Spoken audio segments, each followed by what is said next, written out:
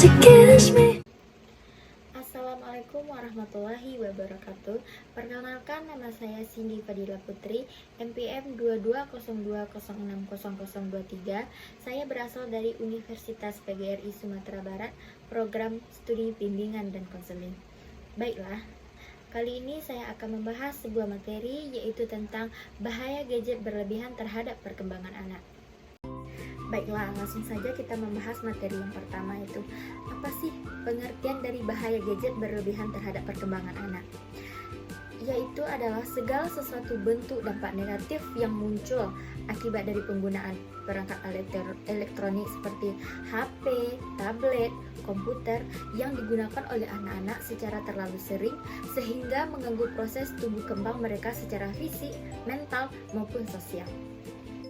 Baiklah, mari kita bahas materi selanjutnya, yaitu bahaya penggunaan gadget berlebihan terhadap fisik.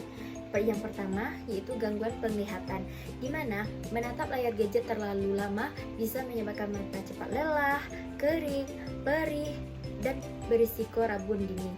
Contohnya, seorang anak bermain game di tablet selama berjam-jam tanpa jeda, lalu mengeluh matanya buram dan kepalanya pusing. Yang kedua, yaitu gangguan tidur, di mana cahaya biru dari gadget mengganggu produksi hormon melatonin yang mengatur tubuh, sehingga anak sulit tidur nyenyak. Contohnya, anak yang terbiasa menonton video sampai larut malam menjadi susah bangun pagi dan mengantuk saat di sekolah. Yang ketiga, yaitu kurangnya aktivitas fisik. Anak yang terlalu lama duduk dengan gadget cenderung malas bergerak, sehingga pembakaran kalori berkurang dan berisiko kegemukan meningkat. Contohnya, anak lebih memilih bermain HP seharian daripada bersepeda atau bermain di luar rumah. Yang keempat, yaitu gangguan postur tubuh, di mana duduk dengan posisi membungkuk atau menunduk saat bermain gadget bisa menyebabkan nyeri punggung, leher, dan gangguan pertumbuhan tulang belakang.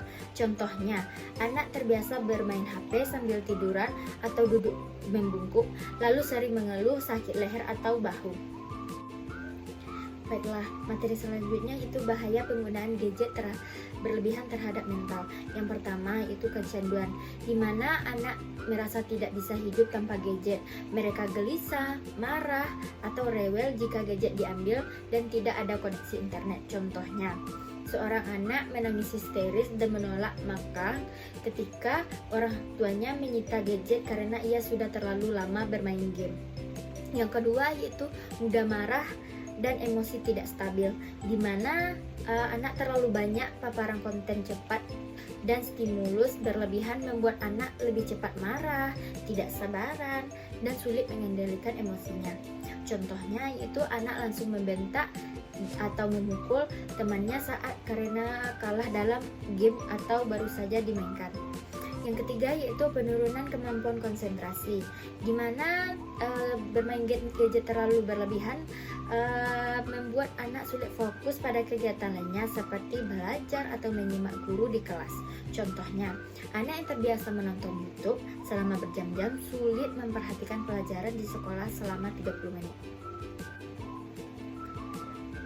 Materi selanjutnya, yaitu bahaya penggunaan gadget berlebihan terhadap sosial.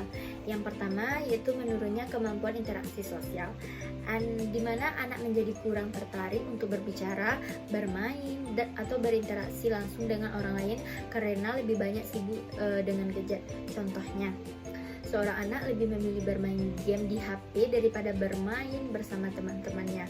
Yang kedua, yaitu sulit berempati, di mana kurangnya interaksi sosial membuat anak tidak bisa memahami perasaan orang lain.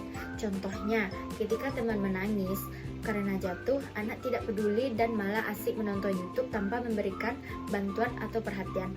Yang ketiga, yaitu menyendiri dan antisosial, di mana anak lebih suka menyendiri, enggan keluar rumah, dan tidak nyaman saat berada di luar rumah.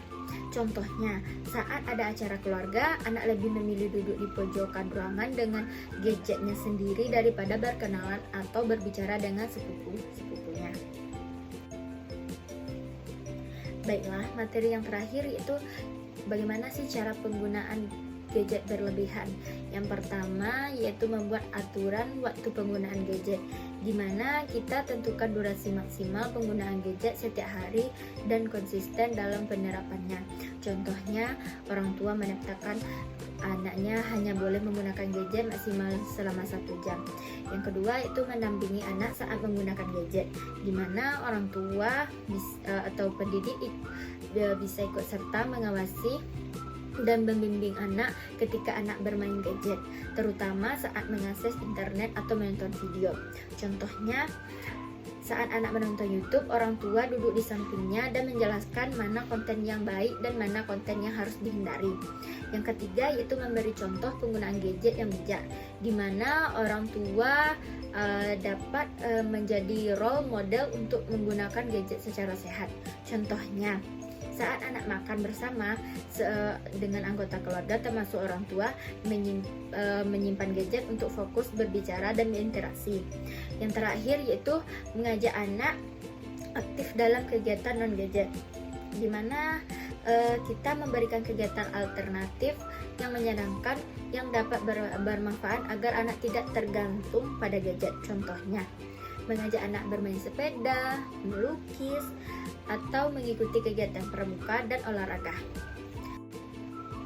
Baiklah, hanya itu yang dapat saya bahas pada kali ini. Kalau ada salah, saya mohon maaf. Saya sudahi dengan Assalamualaikum warahmatullahi wabarakatuh. Di share, like, and subscribe ya.